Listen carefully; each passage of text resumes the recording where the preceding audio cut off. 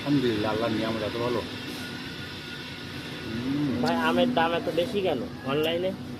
দেখেন, আমের দাম অনলাইনে বেশি না, তার কয়েকটা কারণ আছে। এক হচ্ছে আমরা এই যে ফরমালিন মুক্ত গাছ পাকা আম, মানে গাছে পাক ধরছে সেই আম পেড়ে আমরা কিন্তু মানুষকে দিচ্ছি, কোনো ধরনের ফরমালিন ছাড়া একদম গাছ থেকে পেড়ে ক্যারেট করতেছি।